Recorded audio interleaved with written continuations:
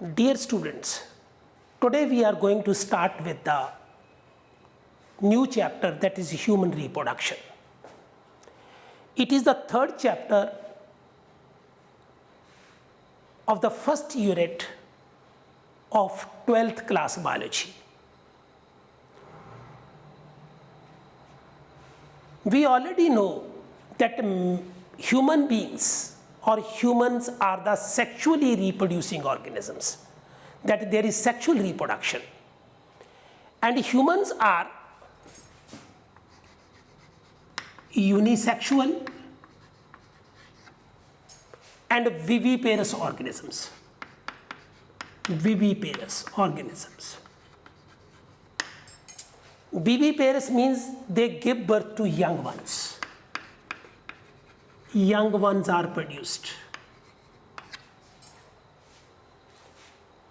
And unisexual means the male can be identified or male can be distinguished from the female by certain external characters. And those external characters are called secondary sex characters. Those external characters are called secondary sex characters. When a male is distinguished from the female by external characters or by the secondary sex characters, it is called sexual dimorphism.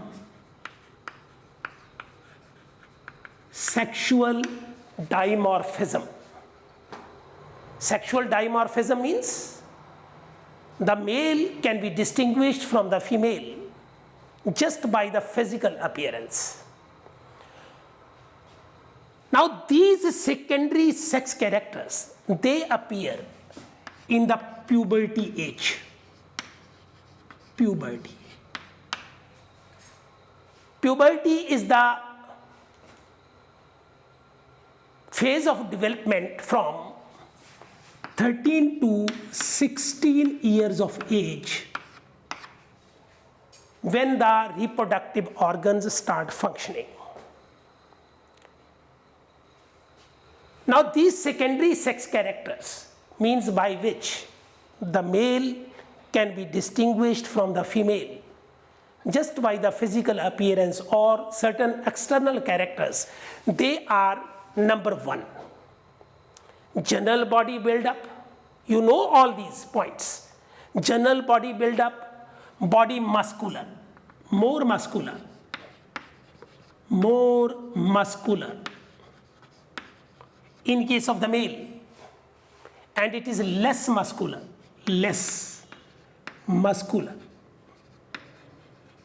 in case of the female.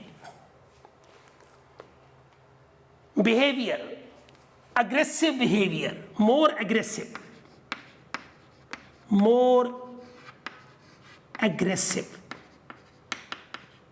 You know, woman or the female is always mild.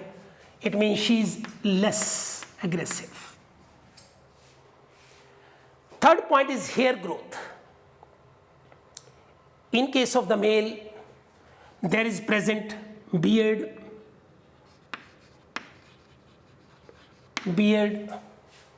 mustache,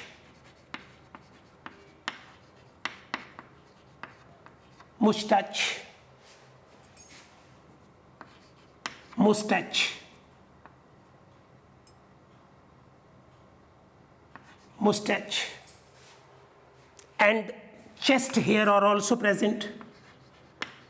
Chest hair, all are present. This present in case of the man. In case of the male, these are absent. Coming to shoulders, shoulders are more broad, that is more broad, less broad, or not so broad, less broad. Then comes larynx. Larynx is very prominent, very prominent.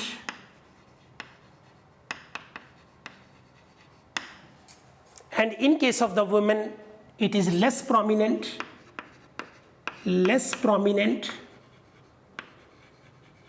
And you know, larynx in case of man, it is called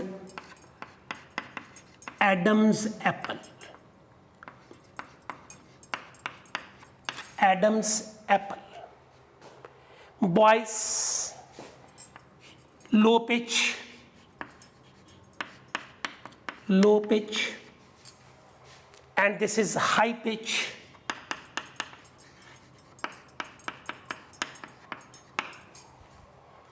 Mammary glands, in case of the man, they are undeveloped.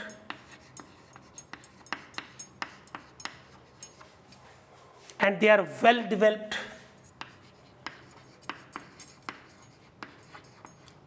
Well developed mammary glands, they form the breast of the woman. Then pelvis, not very broad, not broad. And in case of the woman, it is broad, broad pelvis. Then breathing, it is predominantly, in case of the man, it is abdominal. And in case of the women, it is thoracic. Thorax is much used for breathing. And last is BMR, that is, in case of the man, it is high and it is low. Again, general body build-up, more muscular, less muscular, behavior more aggressive, less aggressive, beard, mustache, and chest hairs. Chest hair, these are present, absent, and then shoulders more broad, less broad, larynx very prominent, called Adam's apple, it is less prominent. Boys with low pitch, it is high pitch, and mammary glands undeveloped, they are very well developed and form the breast. Pelvis not broad, it is very broad, comparatively broad. Then comes the breathing, it is predominantly abdominal and it is predominantly thoracic. And BMR, it is quite high because man is always active, and it is less low in case of the woman. Now let me explain to you, that is, what is BMR. BMR stands for basal metabolic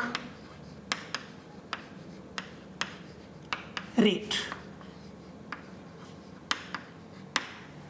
I have already told you that it is high in case of the man and it is low in case of the woman. Basal metabolic rate, it is the amount of heat,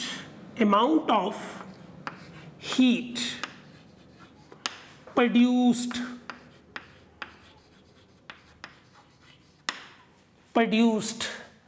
in the body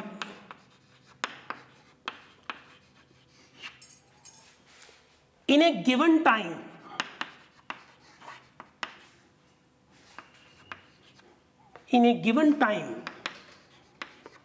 under complete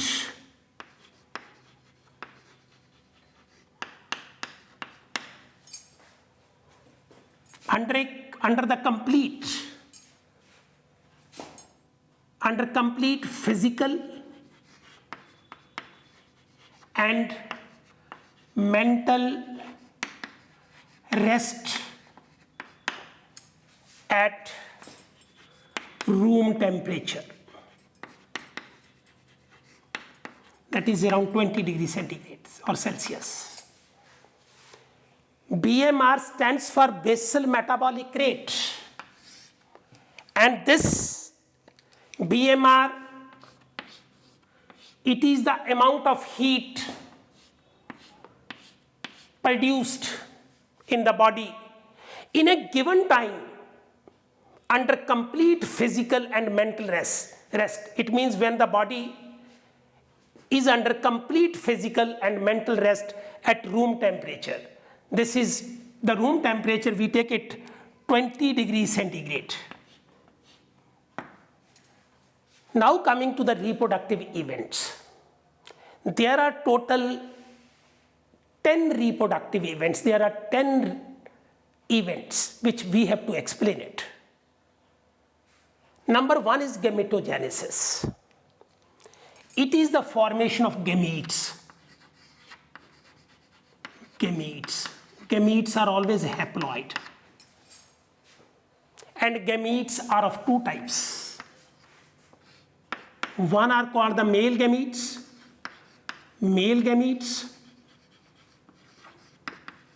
and they are called sperms.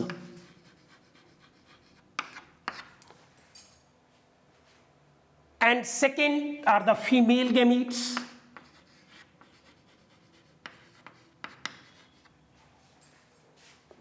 They are called the ova or eggs. These sperms are formed by the process of spermatogenesis. This is spermatogenesis.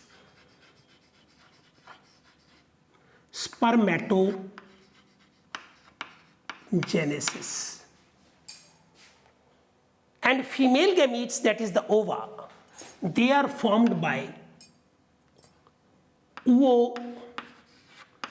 oogenesis.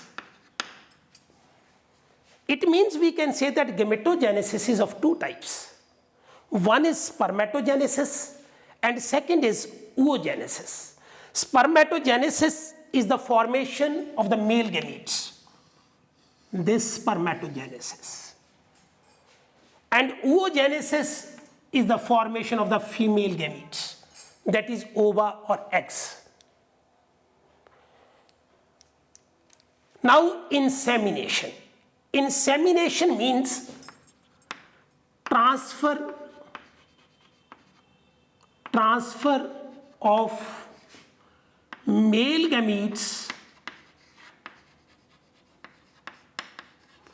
into the female genital tract.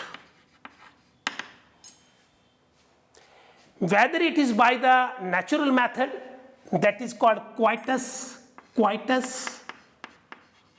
or by artificial insemination. Whatever the method is that we have transferred the male gametes, or the male gametes have been transferred to the female genital tract, and this is called insemination. Now fertilization. Male gamete, that is sperm, fuses with the female gamete to form a diploid structure called zygote. Zygote is diploid. Fertilization is the fusion of the male gamete. Male gamete means sperm with the female gamete, that is ovum, to form a diploid structure called the zygote. Now coming to cleavage.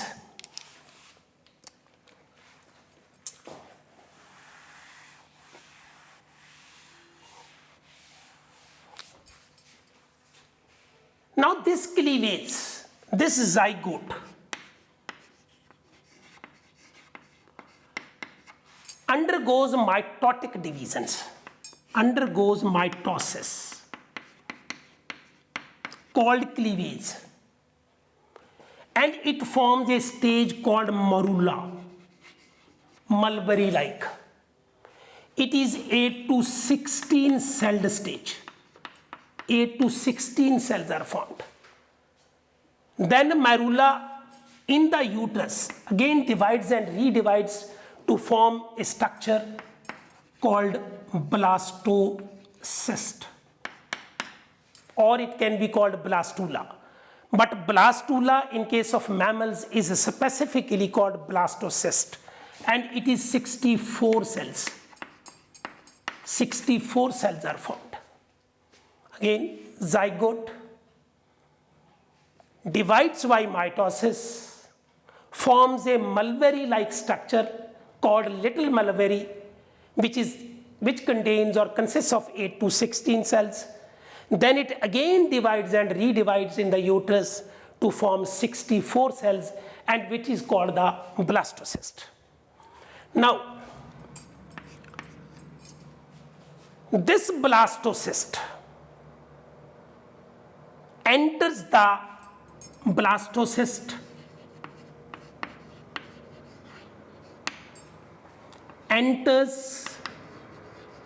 the inner wall or inner wall of the uterus or uterine wall, which is called endometrium. Remember, it is the blastocyst which is implanted. Implantation occurs with blastocyst. Now this blastocyst enters the uterine wall of the mother. Now coming to placentation. This blastocyst makes an intimate connection with the uterine wall of the mother, and that is called placenta. Formation of placenta. What is placenta? It is the intimate connection between the fetus and the uterine wall of the mother. Uterine wall means the inner membrane, inner wall, that is called the endometrium, for the exchange of materials. That all the materials will be exchanged between the fetus and the mother. Again, first is gametogenesis. This is gametogenesis. It consists of spermatogenesis and oogenesis.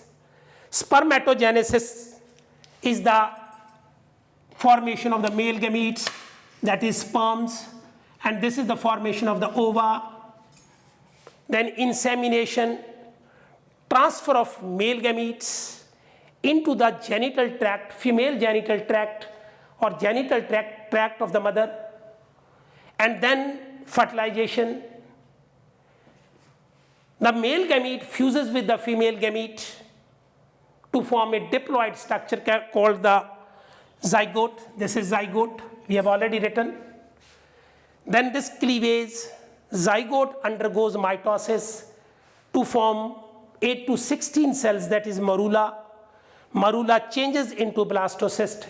It contains 64 cells. Then implantation, blastocyst enters the endometrium or the uterine wall of the mother and forms an intimate connection, that is called placenta.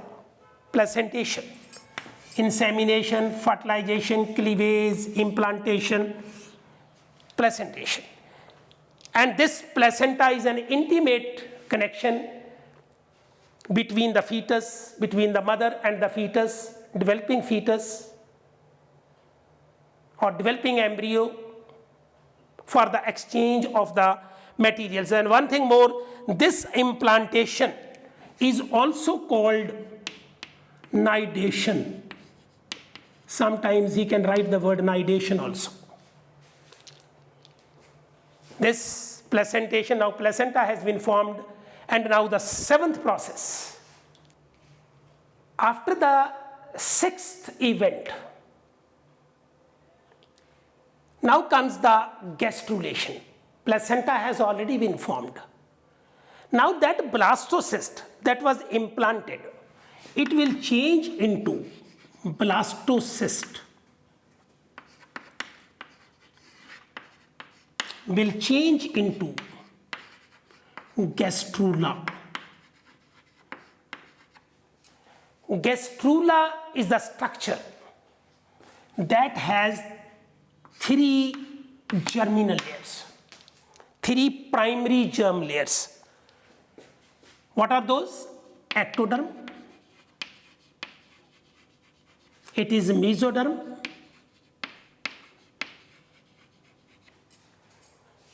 and the last is, that is endoderm. The blastocyst will form 3 primary germ layers, and these are known as, these are germ layers.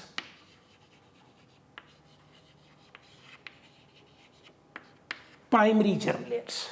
These are ectoderm, mesoderm, and endoderm. Then these 3 germ layers will form the organs, specific tissues. Tissues will form the organs, and organs will form the organ system. This specific, I am using the word specific. Ectoderm will form some other type of organs, then mesoderm, then endoderm. Specific tissues, then tissues will form the organs, and organs will form the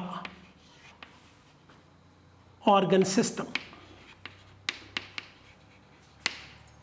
This is called organogenesis. Now organs have been formed. Now this parturition will occur.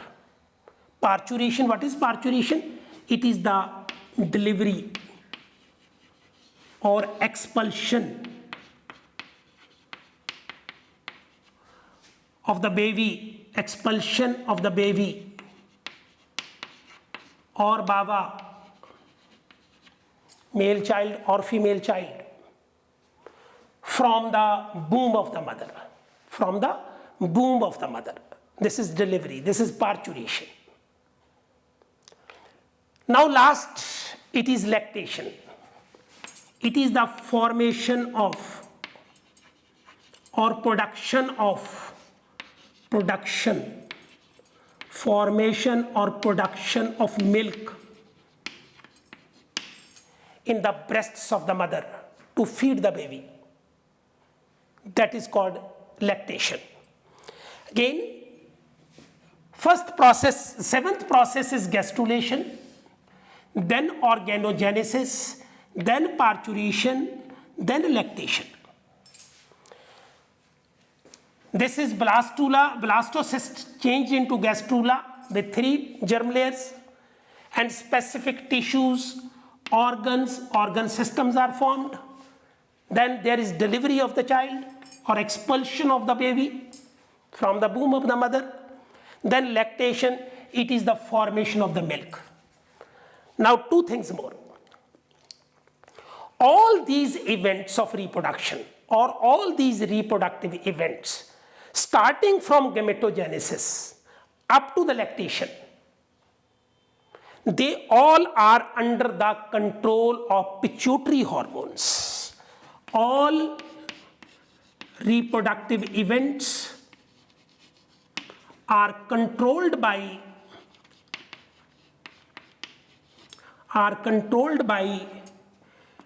pituitary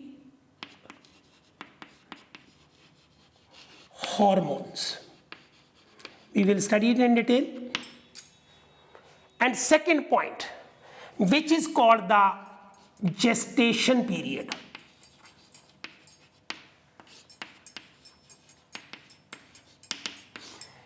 Gestation period is the time that a mother, how much time a mother keeps the fetus in her womb, keeps the child in her womb. It is different in different animals. And in case of humans, it is 280 plus minus 5 days, or we call it 40 weeks, or the exact we write it 9 months and 7 days. Again, all the reproductive events starting from 1 to 10, all are controlled by pituitary hormones. And the gestation period, in case of the humans, that is 280 plus minus 5 days, or we can call it 40 weeks, or we can call it 9 months, 7 days. Thank you very much. Go on studying, go on hammering, and very happy learning. That's all.